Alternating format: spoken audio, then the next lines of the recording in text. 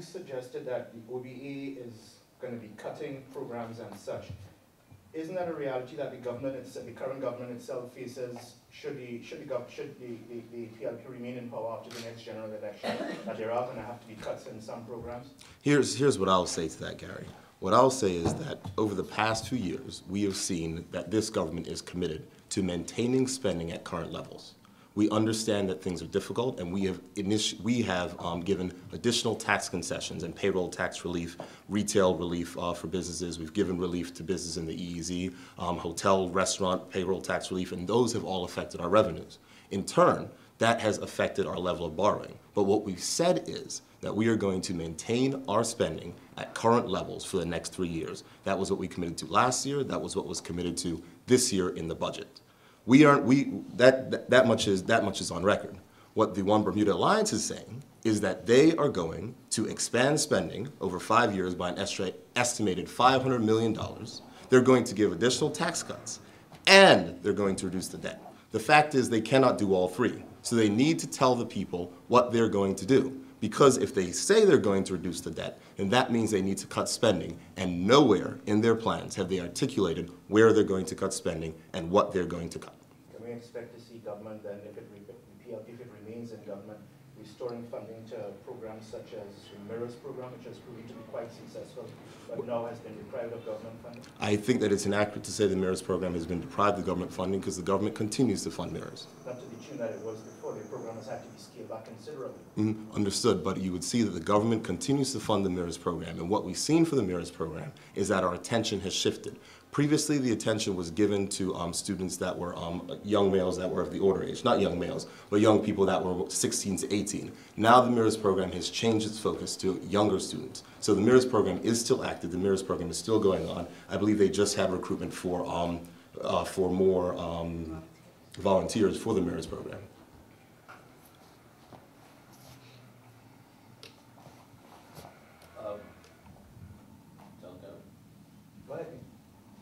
Where did you get this $500 million figure from? The $500 million figure is taken from a few of the items inside of their document, I think, that they released 2 days ago. And I can run through them if you wish. But the total amount of these add up to $498.5 million. And that is payroll tax concessions, of which they've offered, of which they've said not how long they'll be good for, will come up to about $126 million over 5 years. Marsh fire remediation, $9 million. The waterfront redevelopment, $160 million. Additional roadworks, $30 million. Expanded technical curriculum, $7.9 million. Expanded preschool spaces, $9.9 million. Expanded school day, $56 million. 4-year Bermuda College, $28 million. Operation Ceasefire and additional crime items, $54.4 million. Crime mapping technology, $2 million. No tax for $1 million homes, $5 million, and a new indigent clinic at $10.3 million over 5 years. Okay, I'm curious as to how you derived these figures. These figures were costed by the current budget numbers and estimates. For instance, when you talk about payroll tax concessions, the One Bermuda Alliance said that they're going to give payroll tax concessions to new Bermuda hires. That is an open-ended commitment. When you look at the amount of money of which is collected in payroll tax, and you look at the amount of employment and the amount of new jobs which are generated on an annual basis, multiply that by the average in income on the average payroll tax rate, it comes up to about $25 million a year. $25 million over 5 years adds up to $126 million. 25.2. Is it in principle a good idea to offer payroll tax concessions? Well, I'm not going to speak about whether or not in principle it's a good idea. What I am going to say is if you're going to put it forward, you have to figure out how to pay for it. What the Progressive Labor Party has done is that we have eliminated payroll tax for people in training and accounting programs. We've eliminated payroll tax for the last year and a little bit more on retail industries. We've eliminated and rolled back payroll tax for restaurants and hotels for the last 2 to 3 years. So we are doing that. What we're not offering is something irresponsible that we cannot pay for. And I think that it's the responsibility of the One Bermuda Alliance to say, if they're going to offer something that costs that much money, and they're going to say they're going to reduce the debt, they need to say how they're going to do it. Is it in principle a good idea to offer payroll tax for new Bermudian hires? For new Bermudian hires? Yeah. Well, you'll see once we roll out our revised work permit policy that being addressed in a small way, because we recognize the significance of attracting new business to our jurisdiction, but we also recognize the importance of having Bermudians employed at these establishments. So if we see that a company is committed to the employment of Bermuda, there are concessions that may be made available to them. That's a yes. That's my answer. You mentioned that government is going to continue or has committed to the current levels of spending, I think, into the next 3 years, you indicated. If there is decreased revenue coming into government, how is government going to maintain those current spending levels? What I would say is the government has committed to maintaining spending at these years, and from the projections of which we have, even the numbers which from last year, I don't believe that the government will be in that position to have to reduce spending based upon declining revenues. But I think, if I'm not mistaken, and I know you'll correct me if I'm wrong, the Premier has indicated that growth is expected to be minimal at best, even though she also stated that we've turned the corner. Businesses don't seem to think that if government intends to continue at this current rate of spending, that has to be financed somehow. If the revenue is being reduced, I think over the last 3 years or so, and now payroll tax, everything is down basically. How is that going to be maintained? And what I'll say again, Gary, is that from the figures of which we've seen and the figures of which are coming in, which I'm sure will be disclosed later, that we do not, and the projections of which we've made over the next few years, I do not believe that we'll be in that position to see continually declining revenues. Can this government commit that the debt ceiling will be raised if you return to power? Because you're very close to the ceiling right now. I would. Minister? Sorry. I think that's a question that is best answered by the Minister of Finance. And I'm not going to attempt to delve into a remit that is not mine to give.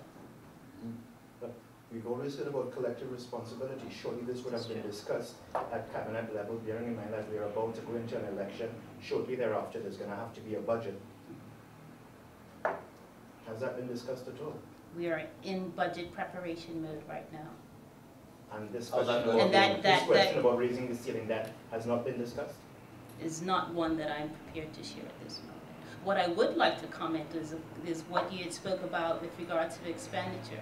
Last week we had from my ministry a press conference, or actually a town hall meeting, whereby we announced the launch of Job Corps.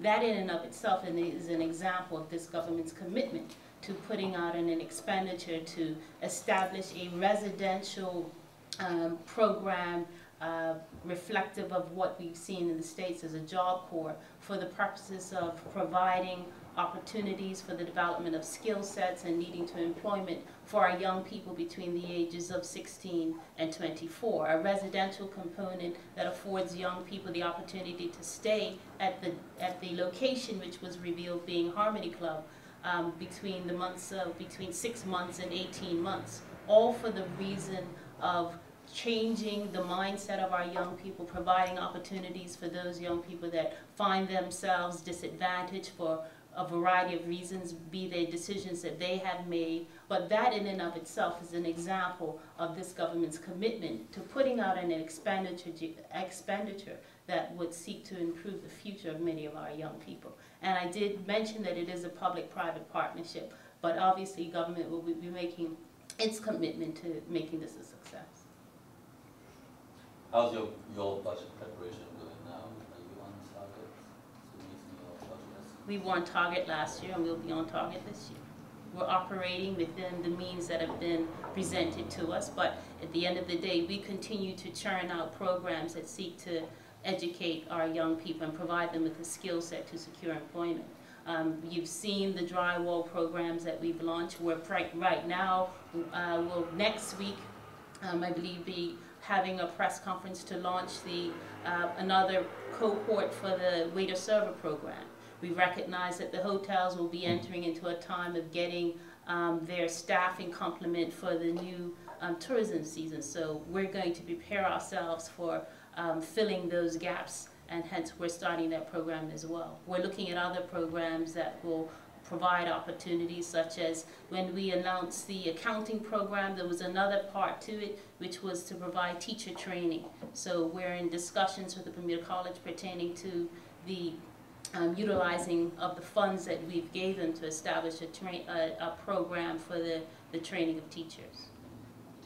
And what do you think of Mr. Moreno's suggestion that DCI might actually put to better use in terms of promoting what governments? Well, actually, that's what we find we've been having to do, is when we don't see the audience about the media, DCI take the pictures and we send the clippings in, and that's how Burn News got their coverage, and it's unfortunate that the Daily did not come, went and took pictures after the fact, interviewed the owners, which is great to do, but just made no mention even of the fact that it was a client or even someone that had been assisted by BEDC. Our issue is to making sure that the coverage of these new businesses is captured.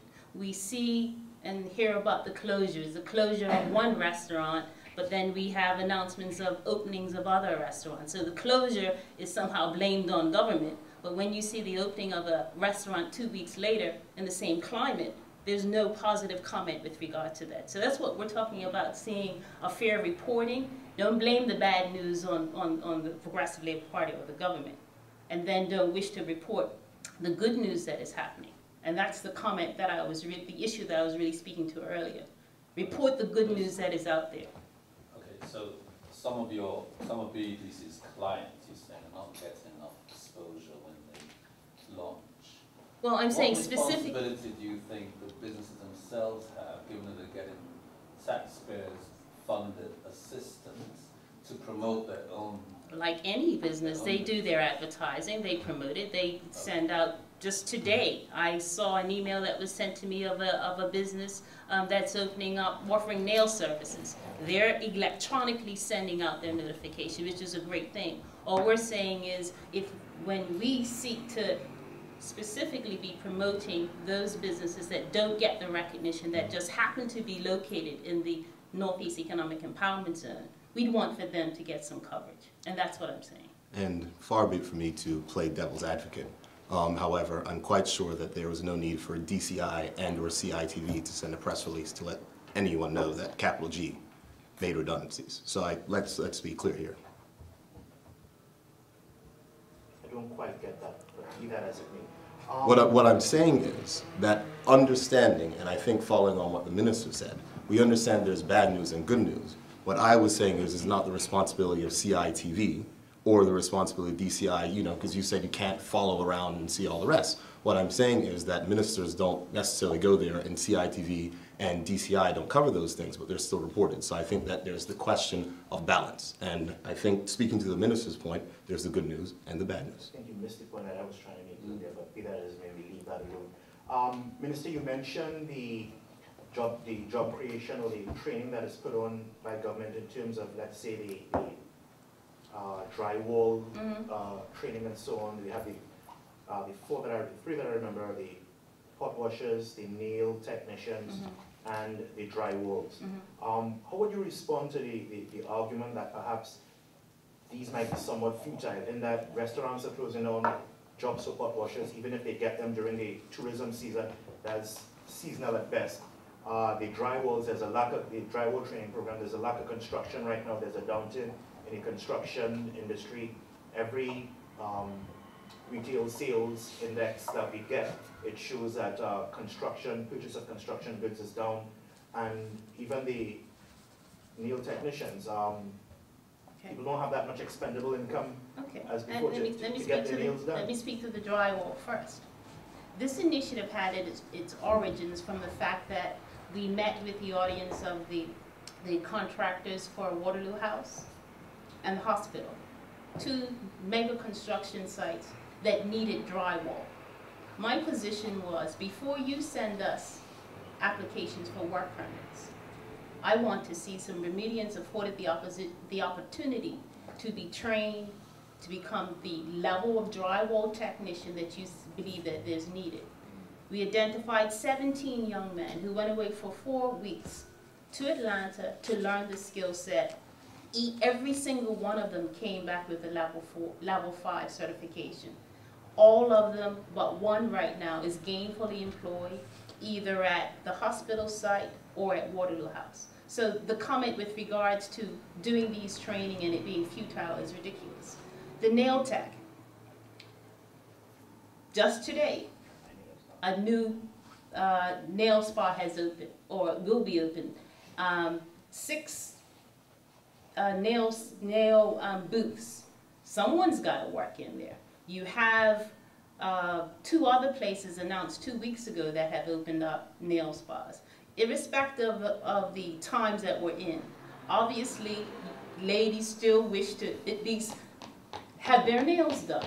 So the entrepreneurs are seeing that this is needed. And in this economy, this is always supposed to be a time where entrepreneurs should establish their business. They make it through this time, they're going to be very successful once we've gone past it. So what we've decided, we have young women that are into beauty, want to learn the trade, came forth and wanting to do the nail tech program. We'll be finishing December 18th, thereabouts. Some have already been picked up. Tucker's Point, the minute we launched the program, called NTB, or Labor and Training, and said, we're interested in 2 of them once you've finished. So the interest is there. So our creation of these programs is not for naught.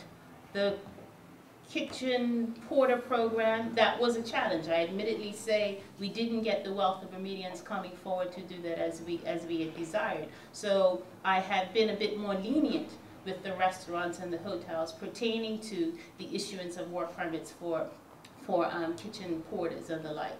So we are in constant dialogue with the industry providers to make sure that we're just not picking a trade just to pick it. We're having the dialogue beforehand with them, and the commitment being made also at that point of creating the program to make sure that they are willing to take the successful graduates on. What is the overall impact of these programs you just talked about on unemployment in terms of numbers? People are being employed. I spoke of 17 drywall installers. We have. Can you give us the number of the impact? Okay. I can get that too if you want specifics of whether each of them are employed since they've been in the program. You know, there are about high 30s of the first cohorts of the waiter-server program that are still gainfully employed and working in either the restaurant or the hotel, and we're starting that up again.